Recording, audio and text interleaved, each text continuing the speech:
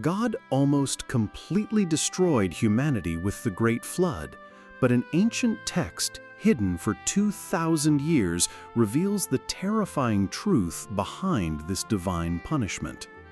The Book of Jubilees, banned by religious authorities and preserved only in Ethiopia's Orthodox Bible, contains secrets so dangerous they threaten the very foundations of organized religion.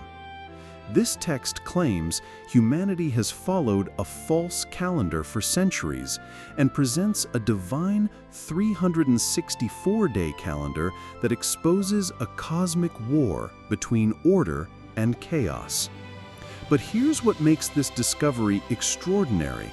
The same calendar that was supposedly given by God to Moses also predicted every major catastrophe in human history, including the exact timing of the flood. And the mastermind behind humanity's corruption wasn't just human evil, but a specific demonic entity whose influence spans from the Garden of Eden to modern times. The first forbidden secret reveals why this calendar was truly banned. It wasn't just about religious authority, it was about hiding the mathematical proof of divine justice. Secret 1. The divine mathematics of justice. In 200 BC, during the turbulent Maccabean era, Jewish scholars recorded something extraordinary. They claimed an angel revealed to Moses a perfect calendar of exactly 364 days. This wasn't random. 364 divides into precisely 52 weeks with no remainder. Every sacred festival would fall on the same weekday year after year, creating an unbreakable pattern of divine order. But the temple priests in Jerusalem followed a lunar calendar, which required constant human adjustment. The Book of Jubilees declared this a catastrophic error. According to the text, the divine calendar recorded on heavenly tablets determined not just when to celebrate, but when divine judgment would strike. The flood itself occurred precisely according to this celestial schedule. Here's the terrifying implication that religious authorities tried to suppress. If God operates on a fixed calendar, then every act of divine judgment follows predictable mathematical cycles. This meant the timing of punishment and redemption wasn't mysterious divine will, but calculable celestial mechanics. The lunar calendar used by the temple obscured these patterns, making divine judgment seem random rather than systematic. The 364-day calendar revealed the hidden mathematics of cosmic justice, threatening any religious system that claimed exclusive authority to interpret God's timing. But this calendar controversy masks an even darker secret. The text reveals that humanity's corruption followed a specific pattern orchestrated by an entity whose name appears in almost every major biblical catastrophe. Secret 2. Mastema's systematic corruption. The Book of Jubilees identifies the architect of humanity's downfall, Mastema, the prince of evil spirits. Unlike the vague serpent in Genesis, Jubilees presents Mastema as a calculating strategist who appears at every crucial moment in biblical history. During the antediluvian period, Mastema orchestrated the fall of the Watchers, angelic beings who descended to earth. The text reveals these angels initially came to help humanity, but Mastema corrupted their mission. He convinced them to share forbidden knowledge, sorcery, weapon-making, and astrology. More catastrophically, he incited their lust for human women. The union of Watchers and humans produced the Nephilim, giants whose appetite knew no bounds. First, they devoured human food supplies. Then, they consumed animals. Finally, they turned to cannibalism, devouring humans themselves. The earth became saturated with violence because Mastema had weaponized the very beings sent to guide humanity. But Mastema's most cunning move came during God's decision to cleanse the earth. While God prepared to destroy all evil spirits born from the Nephilim, Mastema negotiated directly with the Creator. He argued that without evil spirits to test humanity, his role as tempter would become impossible. He requested permission to retain 1/10 of these demons. God granted this request. This meant the flood wasn't complete purification, but a strategic reduction of evil, leaving enough demonic influence to continue testing humanity.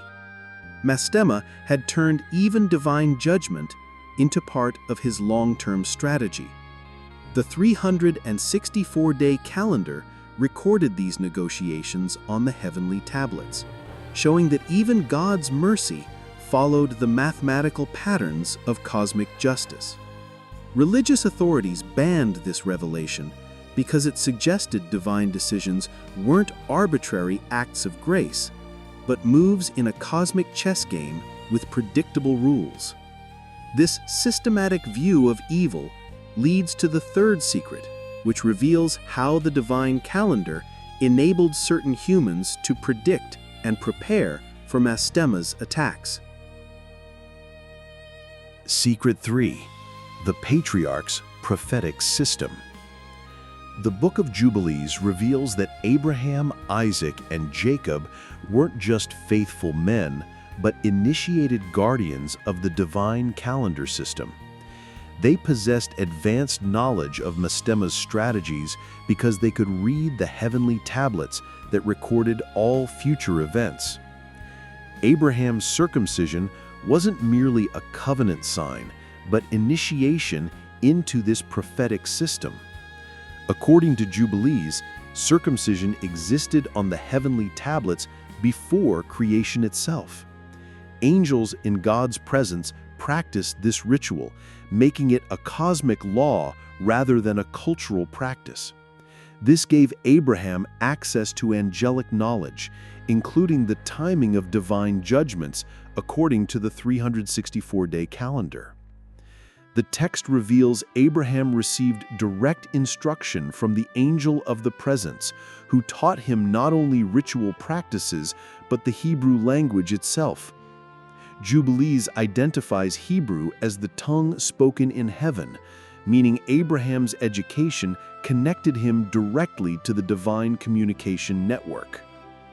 More remarkably, Abraham studied ancient writings passed down from Noah and Enoch, texts that contained calendrical calculations spanning millennia. This knowledge enabled him to predict Sodom and Gomorrah's destruction, not through special revelation, but through mathematical analysis of the divine justice cycles. Isaac and Jacob inherited this system, explaining their prophetic abilities. Jacob's blessing of his sons wasn't inspired guesswork, but informed prediction based on calendrical patterns recorded on the heavenly tablets. Each son's future aligned with specific cycles in the 364-day system. The patriarchs celebrated festivals according to divine timing, not temple scheduling. They observed Shavuot, Sukkot, and other celebrations on their proper calendrical dates, maintaining the true rhythm of cosmic order while surrounding cultures followed corrupted lunar systems. This knowledge created a hidden lineage of calendar keepers who preserved divine timing through generations. Moses didn't receive entirely new revelation on Sinai, but restoration of the patriarchal calendar system that Mastema had worked to corrupt through Egyptian influence.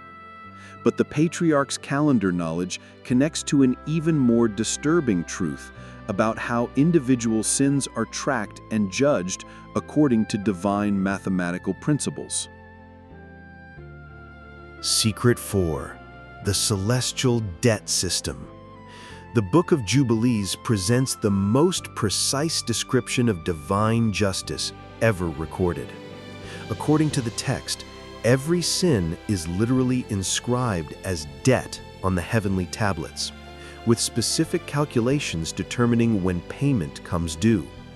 This system operates according to the 364-day calendar, creating predictable cycles of judgment and redemption. The text reveals this through Joseph's story, but with shocking additional details.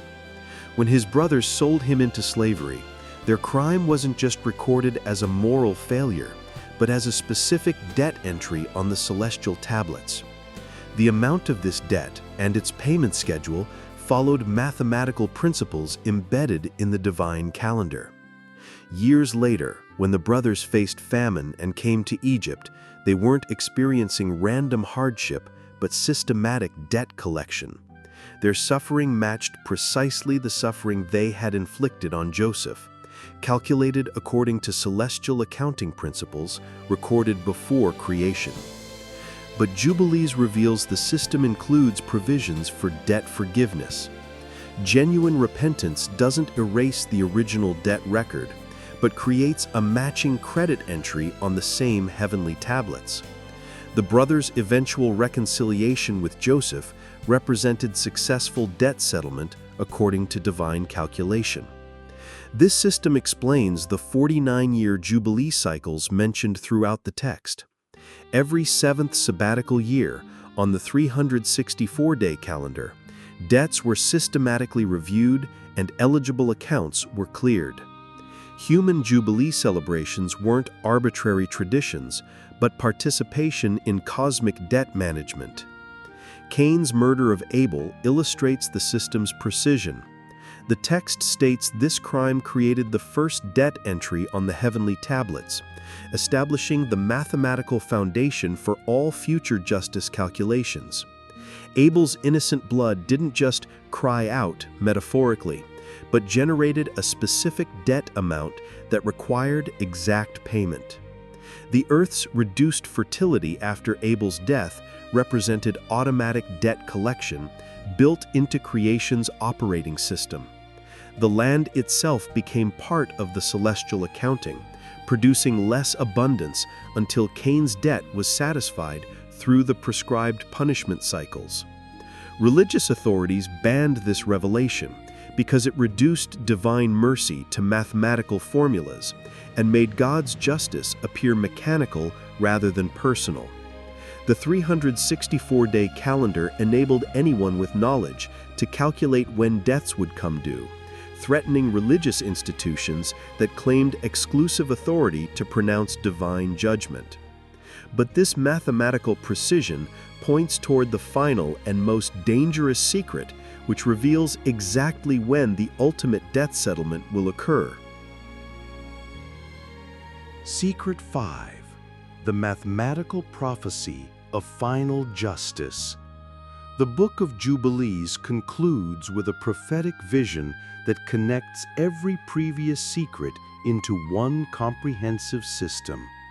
The angel of the presence revealed to Moses not just Israel's future apostasy and exile, but the precise timing of ultimate restoration according to the divine calendar's mathematical cycles. The prophecy operates on Jubilee cycles, periods of 49 years that create larger patterns spanning millennia. Israel's exile wouldn't be random punishment, but systematic debt collection according to celestial calculations. The temple's destruction, the scattering among nations, and the period of suffering all followed predetermined schedules recorded on the heavenly tablets. But the prophecy's most startling element reveals Mastema's ultimate defeat through the same calendar system he had tried to corrupt. The text states that evil's final overthrow will occur during a specific Jubilee cycle, when accumulated cosmic debts reach their mathematical limit and automatic restoration mechanisms activate. This restoration won't come through arbitrary divine intervention, but through the calendar system's built-in justice algorithms reaching their predetermined conclusion. The new heavens and new earth described in the prophecy represent not mystical transformation, but cosmic system reset according to the mathematical principles governing all reality. The Ethiopian Orthodox Church preserved this revelation because they maintained independence from institutions that sought to suppress calendarical knowledge. Their survival of the complete text proves the system's validity, as the prophecy predicted certain communities would preserve divine timing through the darkest periods. The Dead Sea Scrolls discovery in the 20th century provided additional confirmation. The Qumran community followed the same 364-day calendar and separated from the Jerusalem temple for precisely the reasons Jubilees predicted. Recognition that lunar calendar systems corrupted divine justice timing.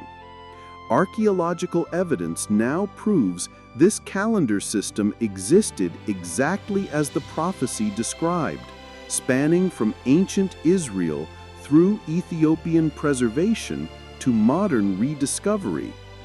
This mathematical precision demonstrates that the Book of Jubilees wasn't human speculation, but systematic revelation of cosmic operating principles.